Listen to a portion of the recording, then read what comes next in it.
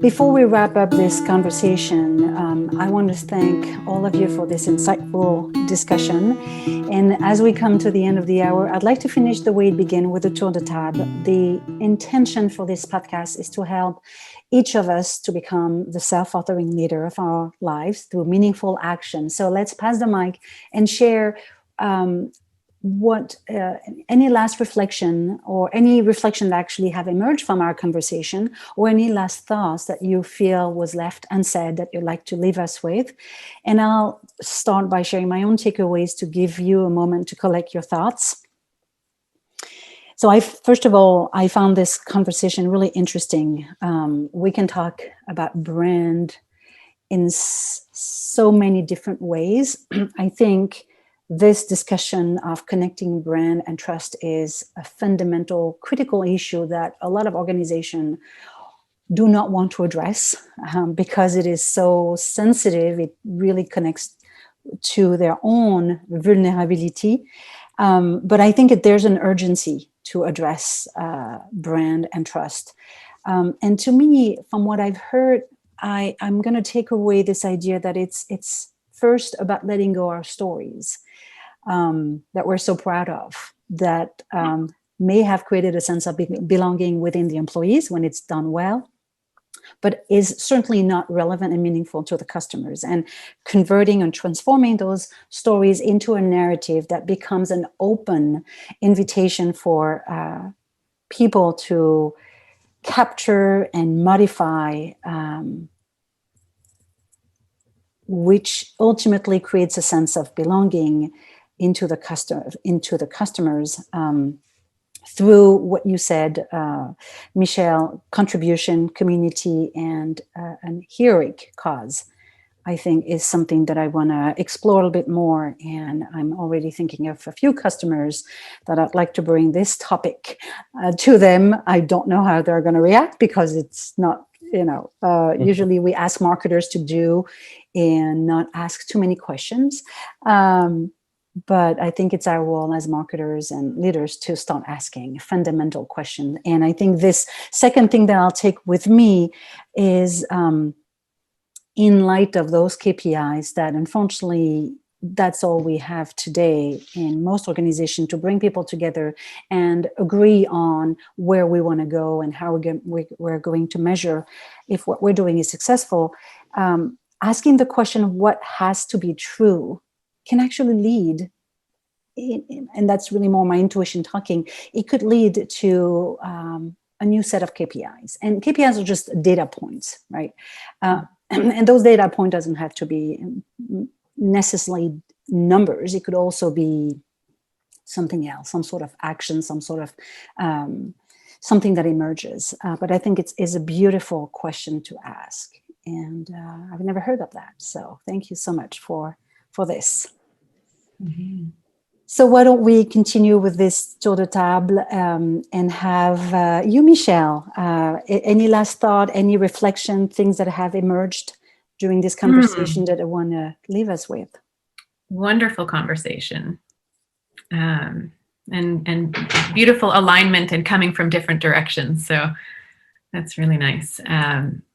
I guess I would share in parting, if we see organizations and communities as living systems, and if we can acknowledge that there's an urgent need for thriving, for getting aligned behind life's ability to thrive, for us as individuals, for organizations and communities, for the biosphere.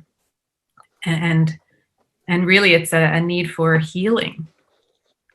First of all, there's a lot of talk about regeneration and regenerative agriculture, regenerative everything. It's about healing. So if we can acknowledge that as the kind of fundamental urgent need, then I think we need to have some pretty profound conversations and ask much bigger questions about the contribution that we want to make as an organization, whatever our group of people is. What's the contribution that we uniquely can make given this need for healing? and for reorientation around enabling life to thrive. And within that, we can ask, who do we choose to be together? You know, it's that level of profound conversation that I think is needed. And what's the nature of the conversation and the relationship with customers and community that we'll need to have if we're going to be able to make that contribution that we want to make, and what has to be true, you know, in the general sense along the way. And yeah, what are the meaningful and purposeful conversations and communications that would support that? And I think that's so much bigger than a brand. We might still call it that, but I think we're really needing to expand the intention behind it. And I really love, John, your concept of the narrative as the call to action that calls together everyone that's touched by this endeavor, whatever it is. And the very last thing I'll say is my definition of or kind of gauge of whether something is thrivable is it's a riff off of Aldo Leopold, who was an environmentalist, and he had a land ethic. So I've kind of reworded it to a thing is thrivable when it tends to enhance the beauty, integrity, and regenerative capacity of the living community it touches. So, John, that's sort of the call to action. You know, what could we do, all of us, not just the company, you know, but the community, the customers, that would enable more beauty, more integrity, more healing capacity, more thrivability. Let's aim for that. It's beautiful. Yes, healing. It's interesting to connect brand trust now with healing. And it really means that if we are in a world of distrust, and that's the relationship that we have with brand, has been some emotional wounds that needs to be healed. So it's taking the conversation way deeper than just, let's talk about brand trust and what kind of campaign can we do. So thank you for that, Michelle. That was really deep. Dan, what would be your last thoughts or comment? Right. Well, just now, you know, building trust and conflicting beliefs seems to be a real challenge, and I'm going to take that away from this conversation. I think our inability to kind of navigate different beliefs, and somehow everything becomes you're on that side of the line and I'm on this side of the line, seems to be a real challenge. So with that in mind, you know, this idea of trust building, I'm just going to speak to it from what I'm taking from this conversation in a very kind of tactile sort of way. It seems to me that an organization can stake out its turf. This is what we're about, and this is who we are, and find expressions of that in the community. And I think that the issue might be, part of the issue is finding the courage to say no and to alienate certain customers or turn certain customers off, because this is what we're all about. So I feel like trust and courage seem to go together. If you don't have the courage to say no, then I'm not sure I can trust you. I'm not sure your yes is really, you know, a trustable yes. So I'm just talking, you know, speaking about what's coming to mind for me. So, you know, I think declaring who you are and kind of staking that turf out. And I think declaring who you are with kindness, not with defensiveness. I mean, this is what we're about. This is what our organization is about. It's not like, ooh, you're bad because you're not about what we're about. I think just kind of be who you are and connect with the people who are who embrace that sort of belief, and have the courage to kindly alienate folk who might not hold to that. I mean, I mentioned Ducks Unlimited. A lot of people don't like guns, right? They're into guns, right? They're into guns and they're into managing ducks and wildlife and all that. I say, I don't like that. Well, fine. but you know, so you, and to me, I feel, again, I'm not a hunter, but boy, I tell you what, I find trust in that clarity in who they are and how they're expressing it. So I stake out your turf and do it kindly and be willing to say no to people. And I feel like maybe I could trust you then.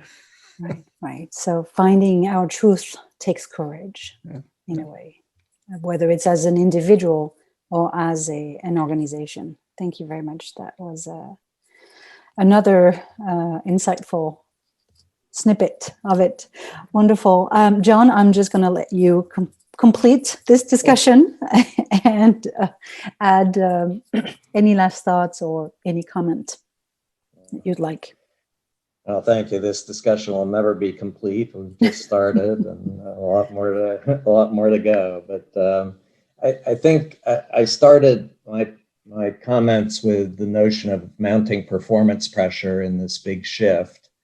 I think there, again, is a paradox in the big shift, because at the same time that it's creating mounting performance pressure, it's creating exponentially expanding opportunity. We can create far more value with far less resource, far more quickly than would have been imaginable a decade or two ago. So the opportunity is enormous. It's not just about pressure. It's about how do you harness this opportunity that's now available to us. And that's where I think the issue of trust becomes central, because those who find ways to rebuild the trust, I believe, are going to be the ones that manage to most effectively target these opportunities. And I'll just a couple of quick examples. One is, I think there's going to be a fundamental shift in marketing. I think today we have a push-based marketing model where it's all about advertising and intercepting the customers and wherever captive audiences can be found, versus pull-based marketing, where you draw people to you through word of mouth because people trust you so much and you've provided so much value to them. They're spreading the words to all their friends and community. And that's going to be a very powerful way to draw more and more business to you if you can rebuild the trust. And then the other side is the whole notion of trust and data. One of the things that I wrote a book about almost 20 years ago now is that there are some real, very limited number of privacy fanatics who just want to be invisible and not have anybody know anything about themselves. Most of us are very willing to share information about ourselves if we believe we're going to get value in return. And so I think the opportunity here is if companies can demonstrate that they're using this data to provide more value back to you as a customer, you're going to want to provide more and more data to them. And that's privileged access to data becomes a key driver of economic value in this changing world that we're in. So trust, again, becomes central to all of this. And I think it's, a huge opportunity. And I just think we are not paying enough attention to why is trust eroding and what do we need to do to rebuild that trust. Absolutely. And I think, as you mentioned, there are a few opportunities that a lot of CEOs should not be overlooked and pushed on the side just because of fear of their own vulnerability. But yes, pull-based marketing is an interesting notion. And I hope that more and more people will understand what it means. Thank you so much for spending that hour with me. And I hope that the listeners and viewers will share their comment and their own experience on this fantastic topic. So thank you so much.